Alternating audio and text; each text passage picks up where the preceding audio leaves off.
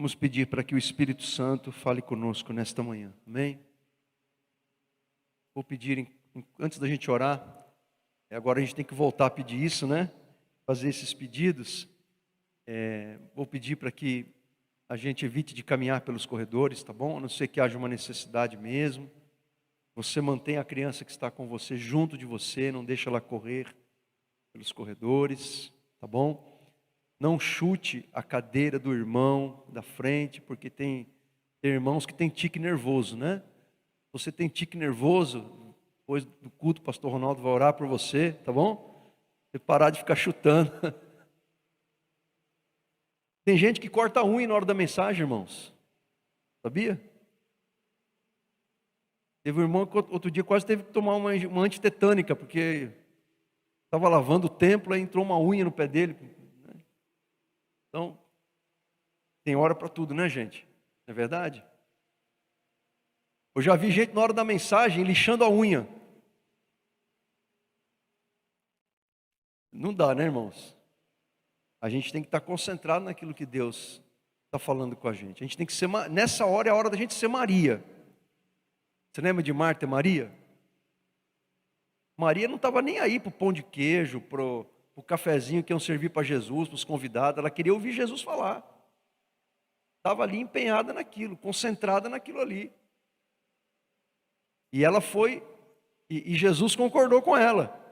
E a irmã dela, Marta, estava toda ali afobada, né? Querendo servir os convidados, fazer o serviço da casa.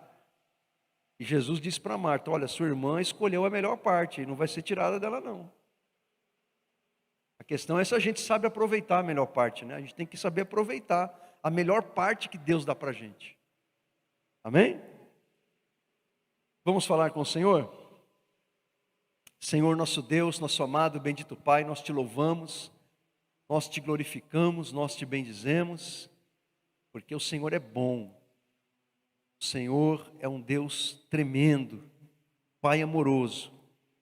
O Senhor fala conosco todas as vezes quando a tua palavra é pregada, o Senhor fala conosco. Que o nosso coração, Pai, seja manso e humilde para a palavra do Senhor. Que o nosso coração, Pai, não seja duro, soberbo, vaidoso, cético, incrédulo. Não, Senhor. Que o nosso coração seja como Pedro disse, como uma criança recém-nascida que deseja o leite materno. E assim nós sejamos, assim seja o nosso coração para receber, para ansiar a palavra do Senhor. Pai, que a tua palavra encontre dentro de nós corações dispostos a aprender contigo e aplicar na nossa vida a tua verdade, a palavra do Senhor sobre nós. Senhor, em nome de Jesus, que o teu Espírito Santo se mova livremente em nossas vidas, em nós e através de nós. Fala conosco pelo poder da tua palavra, em nome de Jesus. Amém e graças a Deus. Mateus 15, a partir do versículo 32, diz assim a palavra do Senhor. Jesus chamou os seus discípulos e disse: tenham compaixão desta multidão. Já faz 3 dias que eles estão comigo e nada têm para comer. Não quero mandá-los embora com fome, porque podem desfalecer no caminho. Os seus discípulos responderam: onde poderíamos encontrar nesse lugar deserto, pão suficiente para alimentar tanta gente? Quantos pães vocês têm? Perguntou Jesus. 7, responderam eles, e alguns peixinhos. Então Jesus ordenou à multidão que se assentasse no chão. Depois de tomar os 7 pães e os peixes e dar graças, partiu-os e entregou aos discípulos, e os discípulos à multidão. Todos comeram até se fartar. E ajuntaram 7 cestos cheios de pedaços que sobraram. Os que comeram foram 4.000 homens, sem contar mulheres e crianças. E havendo despedido a multidão, Jesus entrou no barco e foi para a região de Magadã. Palavra de Deus ao nosso coração. Amém? Meus queridos, eu quero trazer para você nesta manhã um tema a respeito de escassez. Todos nós, em algum momento da nossa vida, enfrentamos escassez. E quando a gente fala de escassez, provavelmente a maioria das pessoas vai pensar na escassez material, na escassez das coisas que nós temos, das coisas que nós possuímos. Mas eu não quero apenas falar dessa escassez, porque é verdade que todos nós, sem exceção, eu acredito que a maioria de nós, mas quase sem exceção, já enfrentamos algum tipo de escassez material. Quando enfrentamos um desemprego, quando as vendas do nosso negócio caem, quando somos mandados embora, quando enfrentamos uma crise econômica, temos que abaixar o nosso padrão de vida, quando se enfrenta uma enfermidade e muito dinheiro é gasto naquele tratamento. Escassez. E quantos testemunhos nós temos de irmãos que estavam em situações realmente muito difíceis, de não ter o que comer. Mas a escassez, ela não se restringe apenas às coisas materiais, aos bens, a comida, a bebida, a roupa. A gente pode enfrentar também escassez emocional. A gente pode enfrentar uma escassez emocional. Significa que a gente pode, de repente, estar com as nossas emoções abaladas, em desequilíbrio. A gente pode se sentir emocionalmente fracos. A gente encontra muito disso no livro dos Salmos. Quando você vê os salmistas expressando a sua angústia, os seus medos, as suas tristezas, as suas incertezas quanto ao futuro, a gente encontra isso lá. Às vezes o ser humano, aliás eu falei sobre isso, a gente já nasce com escassez espiritual, né? Por causa do pecado que nós herdamos de Adão. Espiritualmente nós já nascemos com uma escassez. Escassez do quê? Da graça de Deus, da presença de Deus, da salvação eterna. E é por isso que a gente precisa de Jesus. Então todos nós, na nossa experiência humana, na experiência dessa vida, a gente já passou, a gente já enfrentou, a gente já experienciou algum tipo de escassez. Todos nós, sem exceção. Porque a falta, gente, ela faz parte da experiência humana. Você já reparou que você sempre está sentindo falta de alguma coisa? Já reparou isso?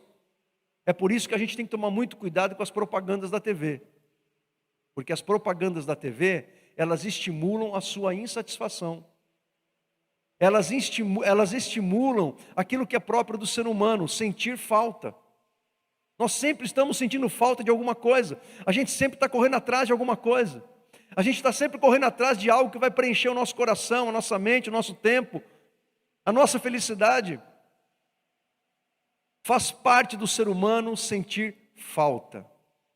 É por isso que quando você casa, você não pode achar que o teu marido, a tua esposa, vai ser uma esposa e um marido perfeitos, que vão preencher todas as suas expectativas, 100%, todos os seus ideais, né? Porque quando o homem casa, ele tem o ideal de esposa. Quando a mulher casa, ela tem o ideal de marido.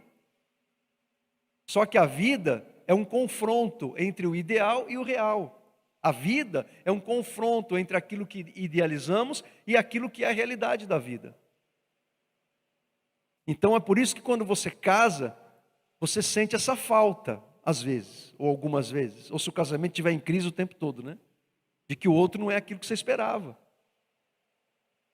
Porque é assim. A gente sempre vai ter falta de alguma coisa. A gente sempre vai sentir uma escassez dentro da gente de alguma coisa. É por isso que a gente, muitas vezes, não sabe lidar com essas escassezes. Com essa escassez, com os vários tipos de escassez que nós experienciamos na nossa vida. Quando a gente não sabe lidar com essas faltas, a gente pode tomar decisões erradas na nossa vida. A gente pode ferir pessoas, a gente pode atrapalhar o plano de Deus na nossa vida. A gente pode afetar a vida das pessoas que nós amamos. A gente pode impedir o nosso crescimento, o nosso aprendizado, o nosso desenvolvimento espiritual em Jesus. É por isso que quando nós sentimos algum tipo de escassez, a Bíblia nos convida a olhar para Jesus, a olhar para Deus, a olhar para Ele. E quando a gente olha para essa história tão conhecida de nós, uma das duas multiplicações de pães e peixes que Jesus operou pelo seu poder, e ele alimentou uma multidão. Quando a gente olha para essa história, nós estamos encontrando justamente isso, a escassez, a falta. Então a questão, gente, não é a escassez ou a falta que nós sentimos, mas é o lugar que nós damos a Deus quando sentimos escassez, seja qual ela for. Se é uma escassez material, se é uma escassez emocional, se é uma escassez espiritual. É o lugar que nós damos para Deus quando assim nos sentimos. Como nós agimos, como nos comportamos, quais as atitudes que nós temos, para onde nós voltamos o nosso coração, a nossa mente, os nossos pensamentos, quando sentimos falta de algo.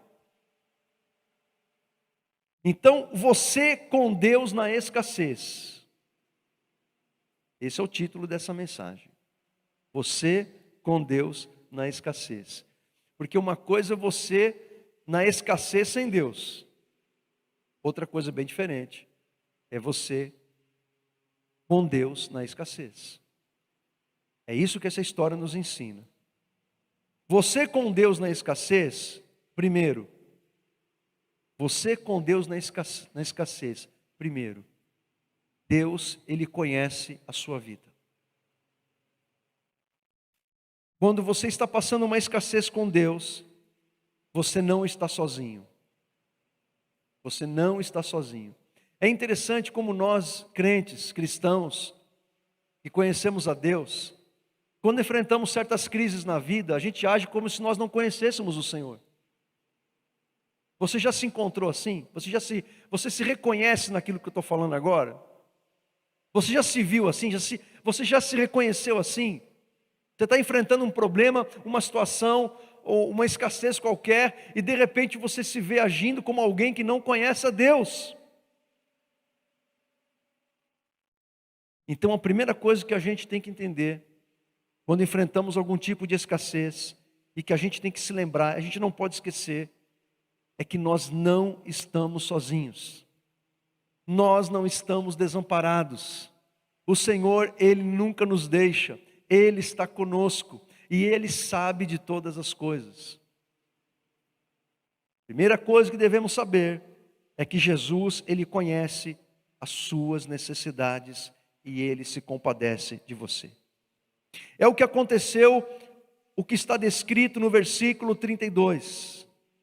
Jesus havia pregado a palavra de Deus àquela multidão por horas. E o tempo e o dia estava se acabando. E Jesus era sensível à necessidade daquelas pessoas. A necessidade espiritual e agora a necessidade material. Então Jesus disse para os seus discípulos: eu tenho compaixão desta multidão. Olha a sensibilidade de Jesus, irmãos. Eu tenho compaixão desta multidão. E você acha que Jesus mudou? Porque Ele está num corpo glorificado, à direita de Deus Pai, o Todo-Poderoso? Ao contrário. Muito mais ainda, Jesus sabe de cada um de nós, por meio do Espírito Santo que Ele enviou sobre a gente. O autor aos Hebreus, ele escreve: Jesus Cristo é o mesmo ontem, hoje e o será eternamente. O nosso Jesus, Ele não muda. Aquele Jesus que multiplicou pães, que teve a sensibilidade de perceber a necessidade daquela multidão, esse Jesus agora à direita de Deus Pai, o Todo-Poderoso, Ele intercede por cada um de nós. Ele intercede por você, Ele ora por você diante do Pai. O mesmo Jesus que teve compaixão daquela multidão, Ele se compadece de você nas suas faltas. Ele sabe todas as coisas. Olha a sensibilidade de Jesus, gente. Já faz 3 dias que eles estão comigo e não tem nada para comer. Olha a consciência de Jesus. Eu não quero mandá-los com fome, porque eles podem desfalecer pelo caminho. Olha o coração de Jesus, gente. Olha a sensibilidade de Jesus.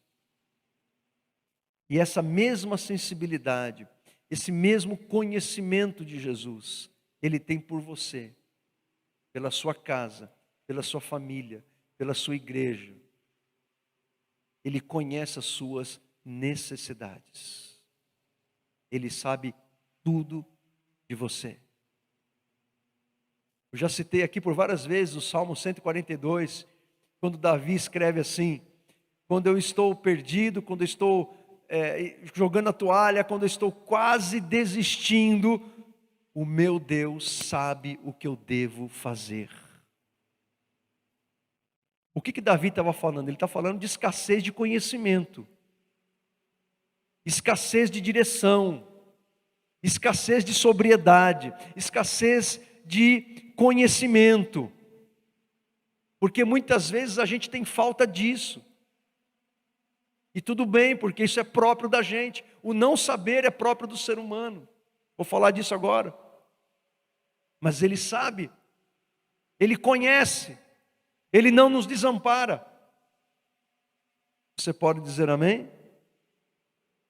Em segundo lugar, você com Deus na escassez, você vai fazer contas, você vai colocar no papel, você vai calcular, você vai tirar a calculadora do bolso ou do celular e você vai fazer os cálculos para ver até onde você pode ir, até onde você pode chegar, se o que você tem é suficiente. E se a questão ela não for material, for emocional, você vai começar a refletir dentro de você, até quando você aguenta aquela situação, até quando você suporta aquela crise, aquela luta, aquela tempestade, e você diz: eu não vou aguentar. O versículo 33 diz que os discípulos, quando ouviram de Jesus, vamos dar de comer para essa gente, eles começaram a fazer cálculos. Eles começaram a pensar: como que a gente vai fazer? Onde vamos encontrar nesse lugar deserto pão suficiente para alimentar tanta gente? Não me lembro se João, Marcos ou Lucas, que também descrevem esse milagre, eles dizem que eles calcularam quantos pães seriam necessários para alimentar toda aquela gente, toda aquela multidão. E tudo bem, porque isso também faz parte da nossa vida. Não tem problema você fazer cálculo, você planejar, você traçar uma rota, você traçar um caminho para resolver um problema. E tudo bem. Jesus disse, quando Ele falava da salvação, né, quando Ele compara o custo que a gente tem para servi-lo, para segui-lo, com aquela pessoa que vai construir uma casa, ele faz o cálculo para saber se ele tem dinheiro suficiente para acabar aquela obra. Ele pretende começar e concluir. Jesus ele fala do general da guerra, e ele faz o cálculo para saber se, com aquele número de soldados que ele tem, ele vai conseguir vencer o seu inimigo. Por que Jesus ele fala isso? Para que a gente faça um cálculo para saber se a gente vai estar disposto a dar conta de tudo aquilo que o discipulado de Jesus exige da gente. Então fazer contas faz parte, é próprio da gente, é próprio dos seres humanos, é típico do ser humano, porque a gente não sabe tudo. A gente não sabe tudo. A gente não tem todas as respostas sempre. Graças a Deus que eu, como pastor, já me libertei da necessidade de ter resposta para tudo. E graças a Deus, que somente Deus tem resposta para tudo, para todas as coisas, né? E Ele sempre terá. E então, gente, nós com Deus na escassez, você com Deus na escassez, você vai fazer conta, você vai pesar prós e contras, você vai pensar, você vai refletir, você vai talvez até entrar em parafuso, não é? É por isso que, neste momento, a gente tem que colocar a calculadora de lado, a razão de lado, e olhar para aquele que pode todas as coisas. Esse é o momento da fé. Esse é o momento em que a gente tem que olhar para Jesus e esperar nele. Amém? Veja que Jesus, ele não repreendeu os discípulos porque eles fizeram conta. Jesus não repreendeu os discípulos porque eles ficaram pensando como que eles iam fazer para alimentar aquela multidão. Já que Jesus deu a ideia, eles queriam uma solução. Jesus não repreendeu eles disso porque Jesus sabia que isso é próprio da gente. Certo? A pergunta dos discípulos não tinha nada a ver com falta de fé. Não tinha nada a ver com incredulidade. Não tinha nada a ver com isso. Tinha a ver com a limitação humana que é própria de todos nós. A gente não saber como que vai vir uma determinada solução. Para certos tipos de problemas, situações, a gente tem a resposta. A gente sabe o que fazer. Mas para outras a gente não sabe. Aí a gente vai e pergunta para Jesus. A gente vai e pergunta para ele: Senhor, onde que a gente vai encontrar pão para dar para tanta gente? Certo? E quem sabe você está vivenciando exatamente esse momento na sua vida, está fazendo perguntas para Deus. Só que às vezes a nossa pergunta, as nossas perguntas, elas estão totalmente desconectadas com aquilo que Deus quer fazer. Só que a gente não sabe. Mas Deus sabe, é isso que importa. E então a gente tem que crer, porque de repente, aquela ideia que a gente está dando para Deus, Deus está falando assim: essa é uma boa ideia, mas eu quero fazer diferente. E às vezes a gente até se coloca na frente de Deus e às vezes atrapalhamos a nossa vida. Não vou dizer o plano de Deus, porque os planos de Deus não são frustrados, mas a gente atrapalha a nossa própria vida. Foi o que aconteceu com Abraão e Sara. Eles tinham a promessa de que eles gerariam um filho na velhice, e a Sara teve a fantástica ideia, achando que Deus estava demorando muito, de ajudar Deus, ajudar o Espírito Santo, entregando a sua escrava Agar, para que Abraão tivesse filho com aquela moça, que deveria ser uns 40, 50 anos mais nova que ela. E quando ela disse para Abraão: Abraão, deita-te com a minha... Ela nem tinha acabado de falar, Abraão já estava com a moça dentro da tenda. E aí nasceu o Isaac. E quando nasceu o Isaac, Deus falou: beleza, mas não é ele o filho da promessa. Desculpa, falei errado. Mas eu falei de propósito para saber se vocês estavam espertos. Nasceu Ismael, o Isaac era o filho da promessa mesmo. Nasceu Ismael, e olha a confusão que aquilo deu, gente. A Sara começou a ficar com ciúmes da Agar. Os irmãos começaram, o Ismael começou a brincar, dar cascudo, chutar o traseiro do irmão lá. Aí a Agar falou, a Sara falou: não mexe com meu filho, porque sabe como que é? Mexeu com seu filho, sabe, você vira uma leoa, né? O Abraão teve que mandar a Agar embora com seu filho adolescente para o deserto, sem direito a pensão alimentícia. A coitada achou que ia morrer e Deus interviu. Olha a confusão, gente. Confusão por causa da precipitação. Eles tinham a promessa. Eles tinham só que fazer a parte deles, né? O que o Abraão fez lá com Agar, tinha que fazer com a Sara. E uma hora Deus ia abençoar, como Deus abençoou e fez o milagre. Então a gente tem que ter muitas vezes paciência. A gente tem que ter a sensibilidade, irmãos, a sabedoria, a direção de Deus, para saber quando a gente tem que agir e quando a gente tem que esperar. Quando a gente tem que dar um passo para frente ou um passo para trás. A gente tem que pedir direção de Deus, sabedoria de Deus, direção do Espírito do Senhor. Amém? Ou não amém? Em terceiro lugar, você com Deus na escassez não deve desprezar o que você tem naquele momento em suas mãos. Olha o que diz o versículo 34. Jesus então respondeu: quantos pães vocês têm aí? Aí eles responderam: 7 e alguns peixinhos. 7 pães. para uma multidão de gente. Alguns acreditam que tinha cerca de 15, 20 mil pessoas, porque somente os homens eram contados, juntando mulheres e crianças, que eram em maior número, 15 a 20 mil pessoas, 7 pães e alguns peixinhos. Quando os discípulos responderam aquela pergunta de Jesus, eu fico pensando o que passou na cabeça deles. No segundo milagre da multiplicação, eles já sacaram, já sabemos o que ele vai fazer, mas no primeiro, eles não sabiam o que ia acontecer. Eles não sabiam. Eles não faziam ideia. E é essa mesma pergunta que Jesus faz para a gente hoje, para você na escassez.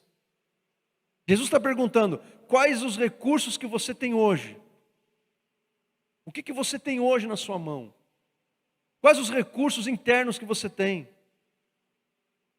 Porque às vezes a gente acha que não tem nada dentro da gente que Deus possa usar.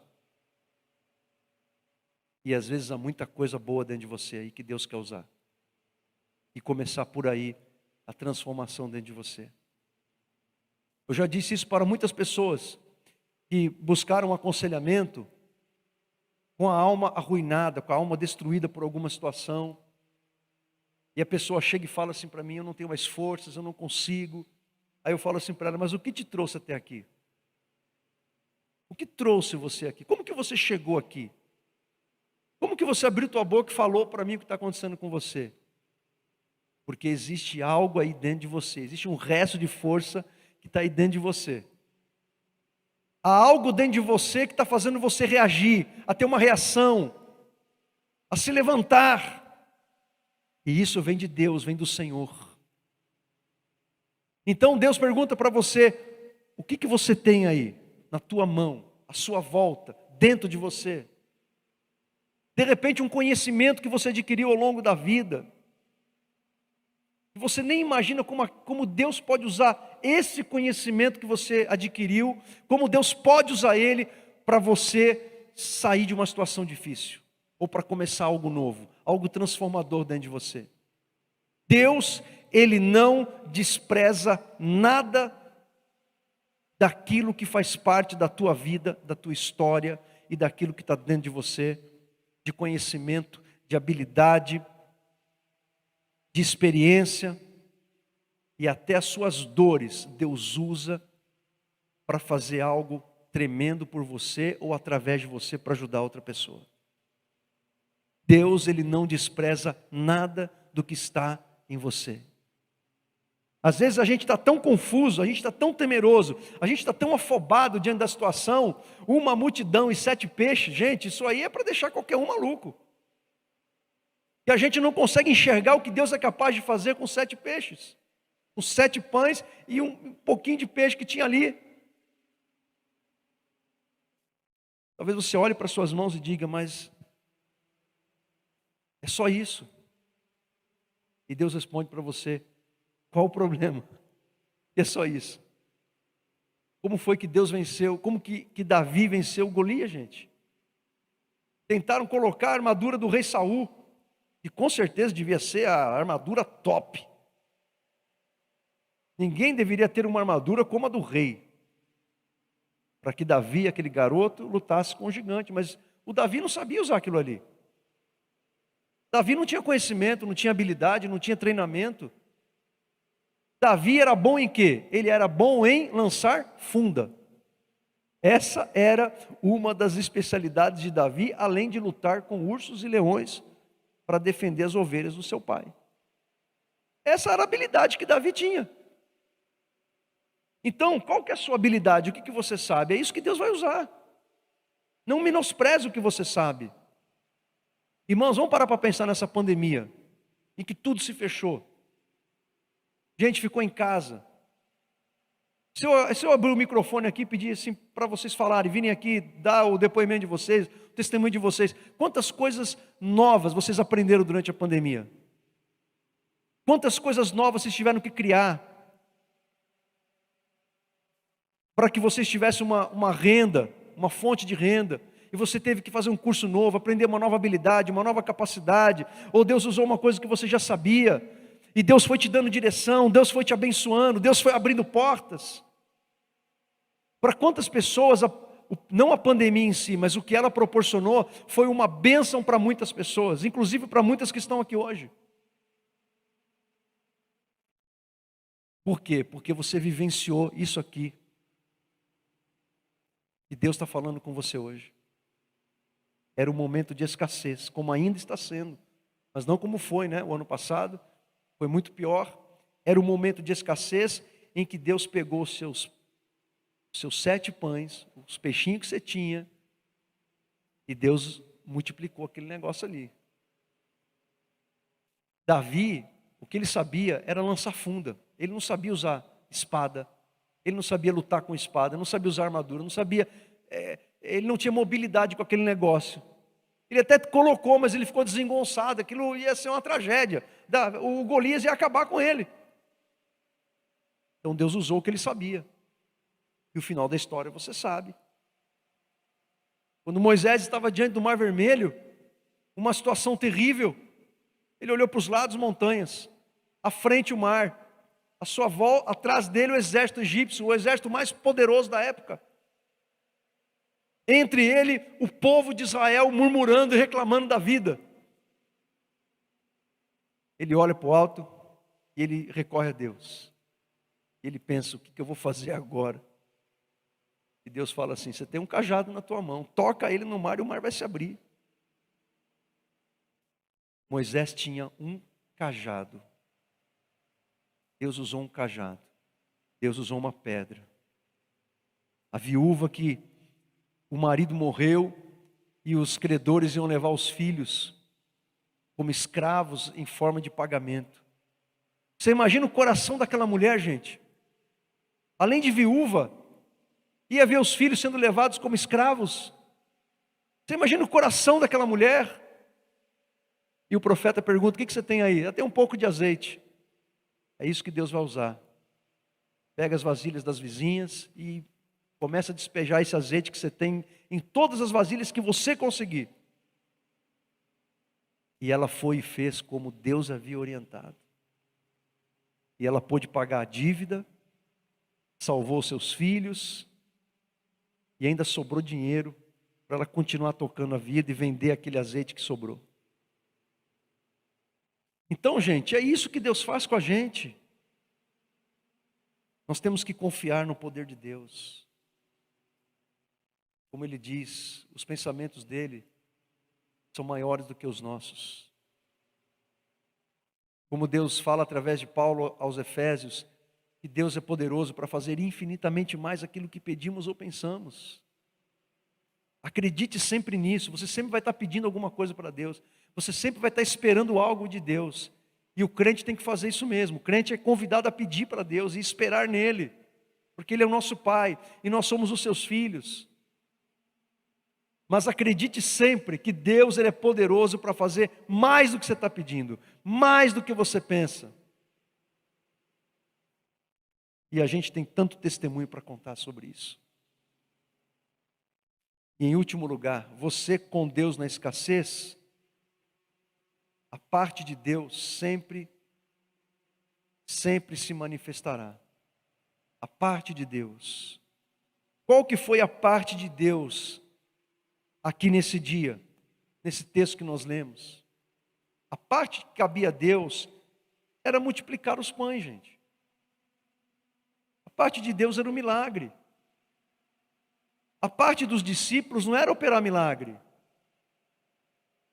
A parte dos discípulos não era pegar os pães e partir os pães e tentar alimentar uma multidão com uma migalhinha, ou operar um milagre que seria impossível para eles. A parte de Deus é fazer na tua vida o que você não pode fazer. É fazer na tua vida aquilo que não está ao teu alcance fazer. Porque há problemas que nós enfrentamos, eu já falei isso aqui algumas vezes. Há problemas que nós enfrentamos que a solução está ao nosso alcance. A gente até sabe o que tem que fazer para resolver aquele problema. A gente sabe o que tem que fazer, a gente sabe os recursos que a gente tem que usar, o caminho que a gente tem que trilhar, o que a gente tem que fazer e o tempo que vai levar para resolver aquilo lá. A gente sabe. Tem problemas que a gente que a gente enfrenta que também tem solução, mas que não depende só de nós. Depende de circunstâncias, de outras pessoas. Depende de você acessar o conhecimento de alguém que não tem o conhecimento que você tem. Então tem problema que você enfrenta que a solução só depende de você. Tem problema que você enfrenta que a solução não depende só de você, mas tem solução. Agora, tem problema, gente, que não tem solução. Não é verdade?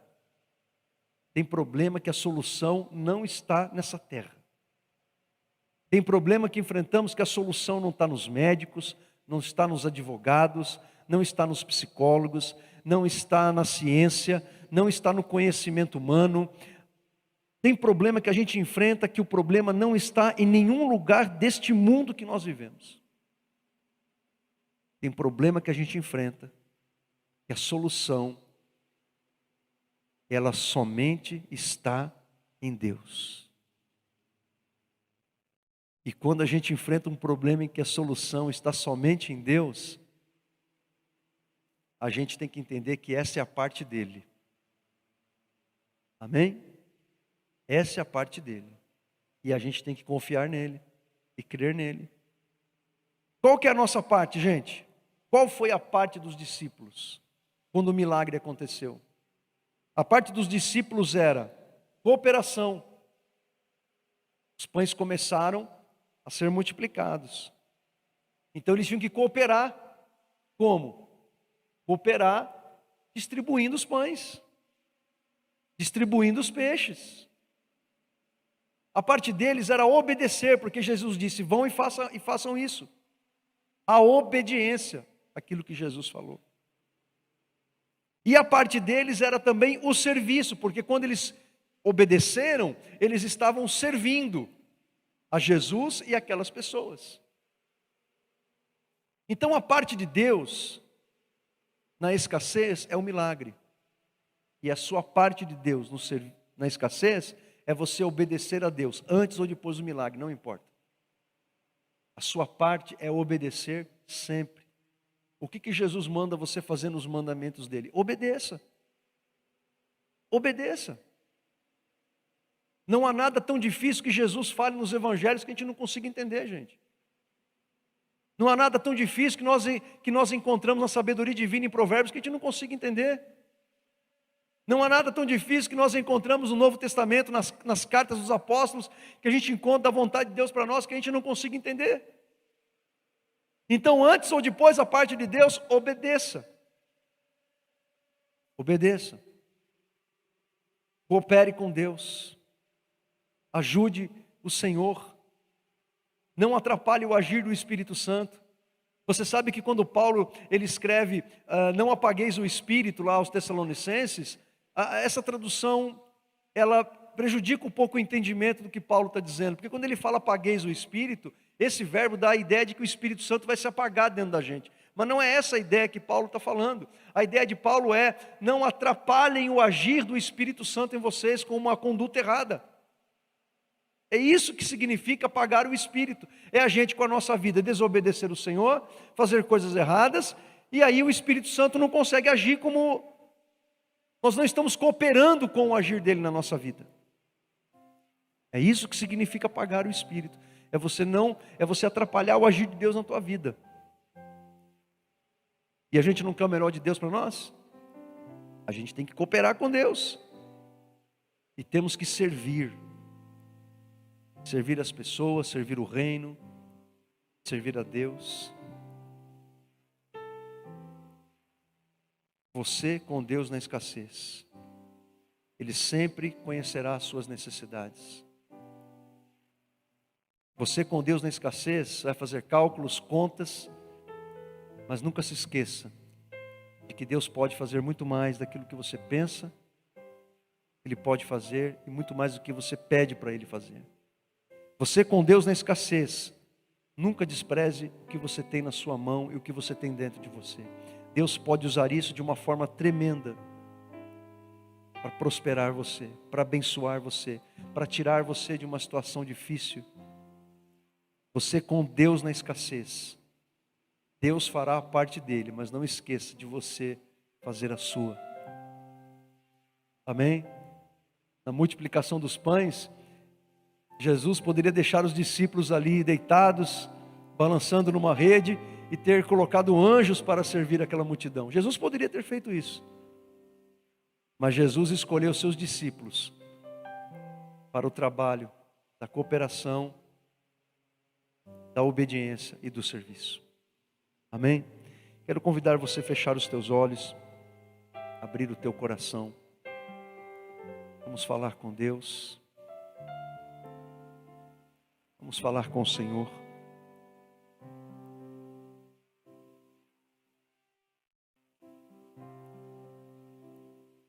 Qual a sua maior falta hoje? Qual a sua maior falta?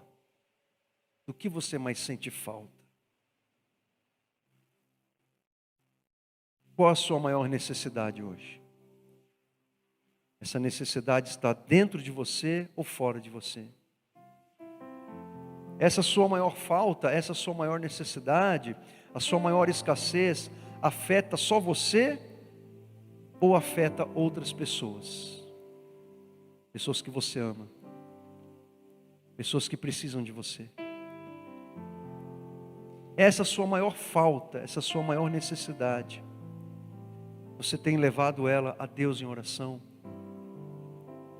Você tem levado ela diante do Senhor, de joelhos, de coração aberto, de espírito contrito?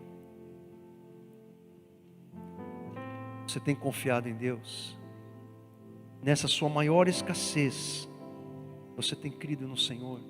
Você tem esperado nele? Você tem agido corretamente? Você tem obedecido os mandamentos do Senhor? Senhor nosso Deus, nosso amado, bendito Pai, que a Tua palavra, Senhor, encontre um solo espiritualmente fértil dentro do nosso coração. Que a Tua palavra encontre dentro de nós, Senhor, um lugar para criar raízes profundas. Pai, nós sabemos que nem todas as pessoas que estão reunidas num lugar para ouvir a palavra do Senhor, nem todas as pessoas param para ouvir com atenção a Tua palavra. Muitas pessoas estão com a mente, o coração em outro lugar. Mas há outras pessoas, Pai, que ouviram a Tua palavra nesta manhã com o coração sedento, com o coração contrito, com o coração humilde, com o coração, meu Pai, desejoso de aprender e ser transformado pela palavra do Senhor. Pai, que essas pessoas sejam tocadas e transformadas pelo Senhor nesta manhã. Eu convido você a ficar em pé nesse momento.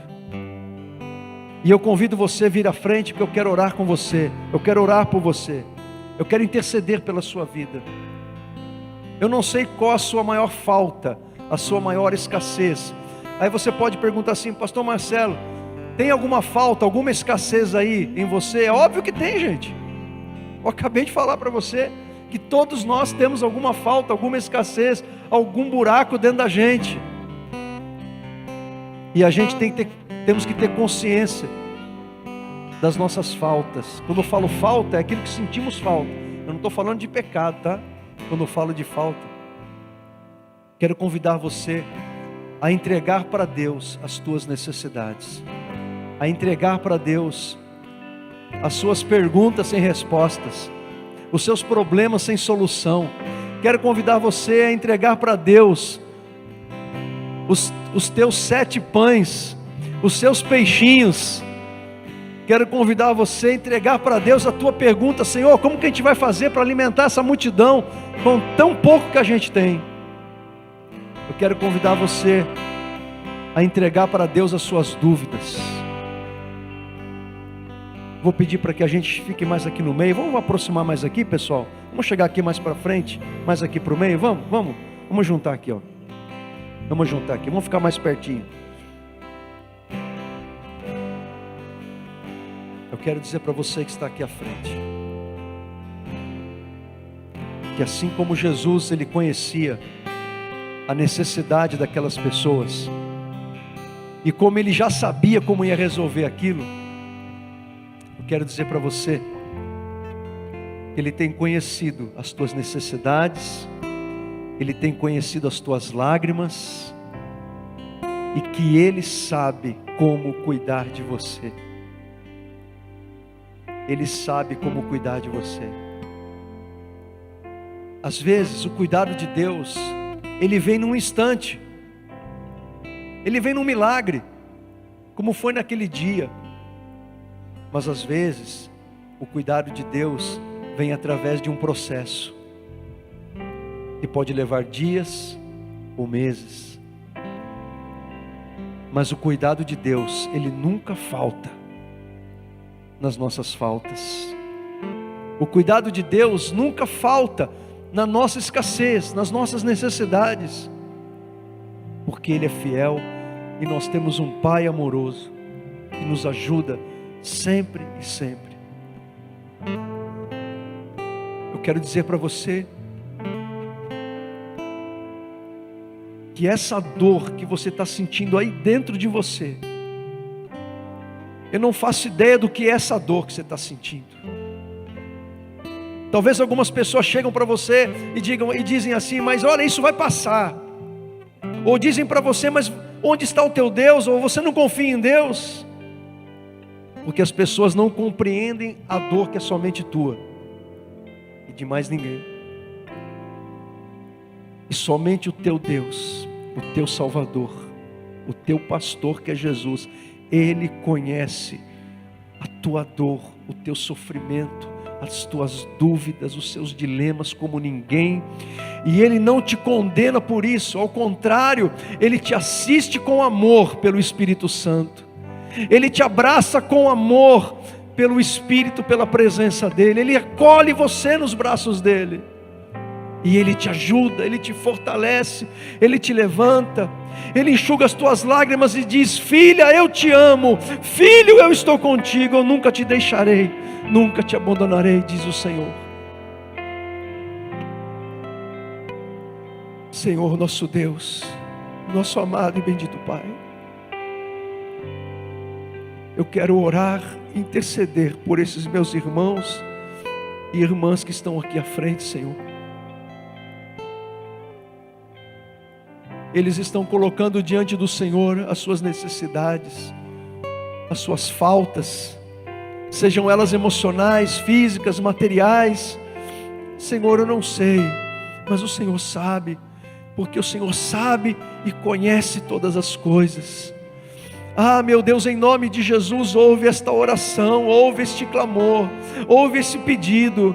Senhor, como o Senhor ouviu a oração de Ana naquele dia, que estava com o seu coração, com sua alma angustiada, o Senhor não lançou fora da tua presença a tua serva, embora ela fosse confundida pelo teu servo com uma mulher embriagada. Mas o Senhor é aquele que olha além da aparência, o Senhor olha para dentro do nosso coração. Oh meu Deus, fortalece com o teu poder esse teu filho, esta tua filha. Olha para este casal, olha para esta família que te busca agora, Senhor. Que o teu Espírito Santo venha nutrir, Senhor, a nossa alma com fé, com poder, com esperança. Que o teu Espírito Santo venha fortalecer o nosso coração. Oh meu Deus, em nome de Jesus. E que o Senhor tome cada situação, cada pedido, cada circunstância, cada necessidade que é colocada diante do Senhor por fé e esperança em Jesus. Toma em tuas mãos, Senhor. E que o Senhor venha operar o teu milagre. Que o Senhor venha operar a tua bênção, que o Senhor venha enviar a tua provisão, que o Senhor venha enviar, meu Deus, o escape, o livramento, que o Senhor levante pessoas das cinzas nesta manhã, Jesus, e que hoje, meu Deus, o Senhor comece a escrever uma nova história na vida desta pessoa que te busca, Senhor, crendo no teu amor, crendo no teu cuidado, crendo na tua presença. Oh meu Deus, começa hoje a escrever uma nova história, em nome de Jesus, em nome de Jesus. O Senhor está enxugando as tuas lágrimas, Ele está ouvindo a tua oração, Ele está ouvindo a tua voz, Ele está ouvindo o teu clamor. Estenda suas mãos a Deus agora, diga para Ele com as tuas palavras que você confia nele, que você espera nele. Diga para Jesus que a tua vida pertence a Ele.